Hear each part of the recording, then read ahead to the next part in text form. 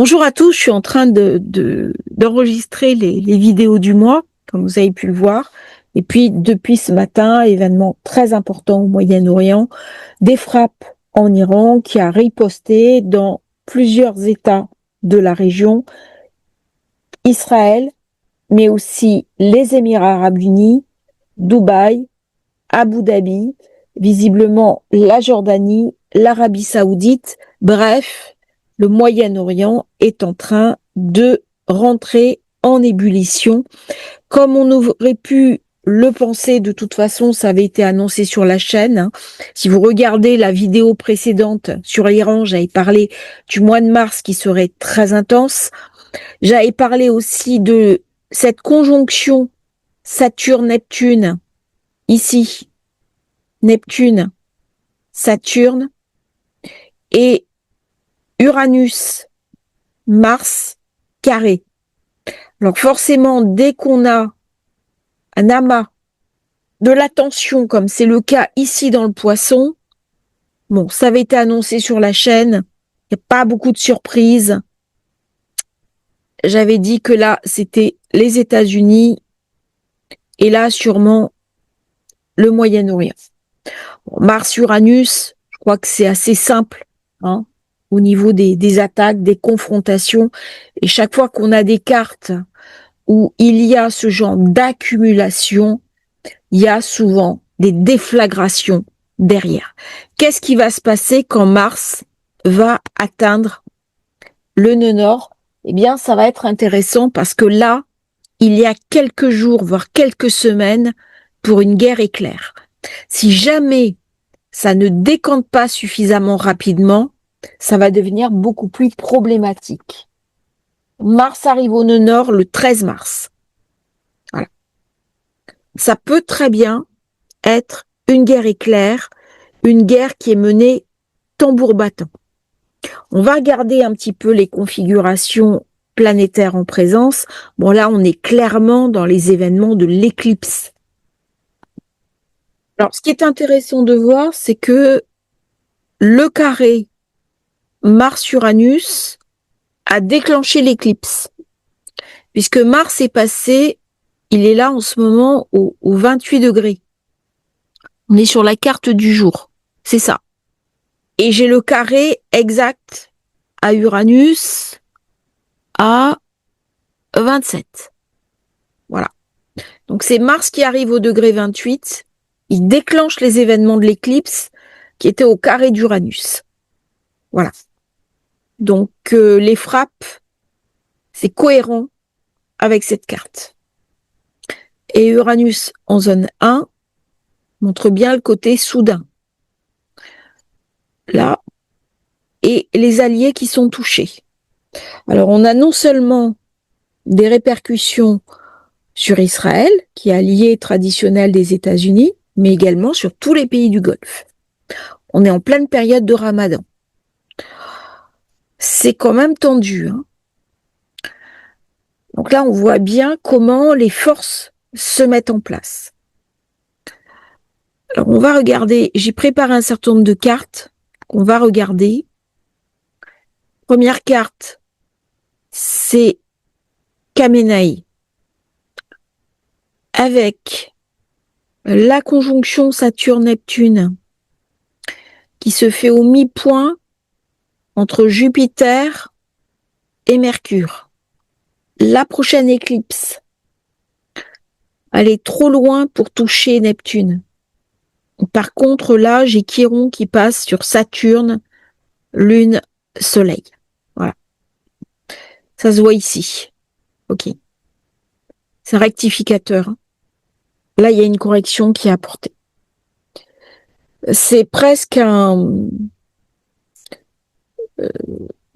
Ouais, parce que c'est amené par Chiron. C'est la colère du peuple. C'est surprenant que ça soit amené par Chiron. Là, il y a quelque chose à apprendre, hein, de cette carte. Alors, ce qui est intéressant, j'ai trouvé une carte de l'Iran que je cherchais. Bien sûr, ça permet de valider des fois des cartes. Première carte que j'ai trouvée, parce que je vais essayer de vous faire quelque chose de différent de la vidéo que j'avais faite. 1er avril 79. Donc là, on est loin. J'ai Mars, Mercure. Donc ça, c'est intéressant. Cette carte-là. La fondation de l'Iran des Mollahs. Avec le nœud sud qui est à 16. Donc vous voyez, on a une inversion des nœuds. Donc il y a un basculement. Il y a un basculement depuis quelque temps. Jupiter sur Jupiter va amener une forte colère. Forte colère. Mais cette carte, elle n'est pas vraiment significative. Alors, deuxième carte que j'avais vue, c'était la carte de l'Iran probable. Et celle-là, elle est intéressante. C'est quand l'ayatollah Khomeini est rentré à Téhéran, qu'il a fait son allocution. Voilà. Et là, je suis en conjonction avec la première éclipse qui était dans le Verseau, ici. Voilà. Donc cette carte-là, elle joue, elle marche. Moi, c'est celle que j'ai utilisée. Hein. C'est une carte qui marche très très bien. Et avec un nœud nord qui est à quel degré? Il est à 19. Je vais regarder sur les transits. Bon, là, c'est beaucoup plus l'amas Verseau. Cette carte-là, c'est la carte du fils du chat. Donc, j'avais dit qu'il allait être sollicité au mois de mars. Voilà, par la conjonction Saturne-Neptune. Ici. Et Mars-Uranus. Lui, par contre, on voit qu'il a rendez-vous avec son destin. Uranus est à 27 degrés, voilà. C'est ce que j'avais vu au niveau de l'éclipse. Si vous regardez la vidéo que j'avais faite sur l'Iran, voilà. C'est ça. Et là, j'ai l'éclipse. Ok, elle est à 28. Elle est en plein sur Uranus. Rendez-vous avec son destin. Et là, du coup, je suis allée chercher une autre carte. Et vous allez voir, c'est assez parlant. C'est la carte du départ du Shah d'Iran quand il a quitté l'Iran. Et là, j'ai un ascendant à 4 degrés. Soleil, Mercure, Mars, carré Uranus. Regardez. Carré Uranus. Si je prends cette carte, alors des fois le mondial c'est un peu tiré par les cheveux. Hein. Voilà. Là j'ai la conjonction Neptune-Saturne avec l'ascendant. J'ai Pluton qui va passer sur tout cet amas, ici, et le carré Uranus-Mars. Donc on voit bien comment il y a un retour quelque part très soudain, très inattendu par Mars-Uranus. Donc c'est ce que j'avais dit, hein, que sûrement au mois de mars, il y aurait un retour du fils Pahlavi, le fils du Shah déchu, qui allait rentrer dans son propre pays. Alors je prends un risque, ça voudrait dire qu'on est sur une guerre éclair. Alors je reprends la carte du jour, on voit bien dans le Poisson les ennemis, les tensions religieuses, la vision, le côté très idéologique, et comment le carré Mars-Uranus déclenche une intervention. Demain, on a une carte très particulière. On est entre les deux éclipses. Donc forcément, c'est le moment où les tensions explosent. C'est toujours des moments très rugueux. La Lune est en Cancer, elle a dépassé Jupiter, elle s'oppose à Pluton, elle est quinconce à Mars. Donc les événements en présence, j'avais dit que ça allait avoir des conséquences financières. Bon, on voit bien qu'en Jupiter, va rentrer en carré avec Vénus. Pour l'instant, ça tient. Mais quand Vénus va arriver dans le Bélier, ça va être beaucoup plus tendu. Le carré à Vénus va se faire au milieu du mois de mars. Là, il va y avoir une secousse financière. Donc, c'est bien en lien avec les événements qui se passent en ce moment au Moyen-Orient.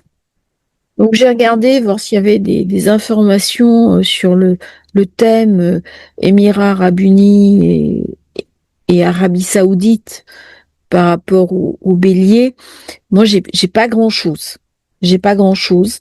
Par contre, ce qui est intéressant, c'est que l'Arabie Saoudite, son nord est à 17 degrés en Poisson. Donc là, il y a quand même quelque chose d'intéressant qui se passe.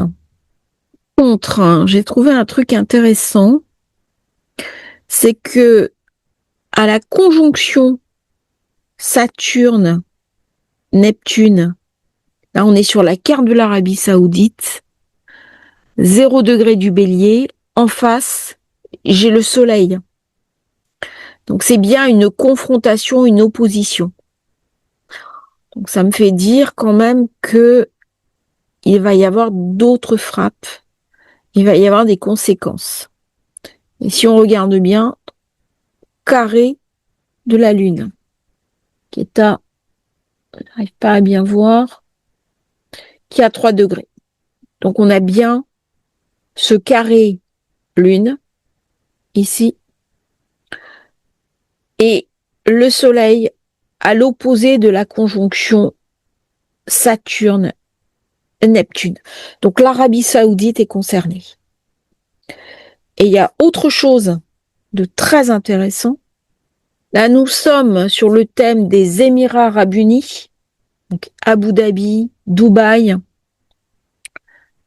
et nous avons Pluton qui tombe sur le degré 1 de la Balance, opposé à Saturne, Neptune. En sachant que l'éclipse, 12 degrés du Poisson, là on est à 14, donc c'est touché. Voilà. C'est touché, puisque c'est en face. Voilà. C'est l'axe, hein, ici. Voilà. Donc on est bien sur des répercussions régionales. Voilà. Alors on va revenir sur la carte. Ce qui est intéressant dans cette carte, c'est que le Soleil, 9 degrés, est conjoint au nœud nord, 1 degré. Il y a quelque chose de karmique qui s'est mis en place, Jupiter qui vient soutenir. Ça peut très bien être une guerre rapide. Pourquoi? Parce que Mercure est rétro. Et donc, dès que Mercure va redevenir direct, il est tout à fait possible que la déstabilisation du régime soit rentrée en action. Par contre, si au moment où Mars passe de l'autre côté, 13 mars, ici, on en saura plus. Pourquoi? Parce que là, on rentre dans quelque chose d'une destinée. Alors, certains peuvent considérer que cette guerre, c'est une manifestation de Gog et Magog. On voit comment ça se produit entre Pluton et Uranus. En plus, avec la Lune et Jupiter. Et si on regarde bien, Mars, nœud nord, Soleil, Mercure, Vénus dans le Poisson. Qui ouvre la danse? Mars, au niveau des planètes personnelles, qui ferme la danse? Saturne. L'alliance de Saturne et Mars, c'est un petit peu les planètes sombres du zodiaque. Ça peut très bien déboucler très vite ou alors rentrer dans quelque chose de beaucoup plus long et beaucoup plus cruel. Au niveau du temps, Saturne me laisse entrevoir quelque chose de relativement fulgurant. Maintenant, comme j'ai dit, dès que Mars dépasse le nœud nord, la décision ne nous appartient plus. Je vous remercie d'avoir suivi cette vidéo. J'espère qu'elle vous aura intéressé. N'oubliez pas de vous abonner à la chaîne et si vous voulez rejoindre la newsletter, vous avez les liens dans la description. À bientôt pour un nouveau partage sur Astrologie facile et merci à tous pour vos soutiens.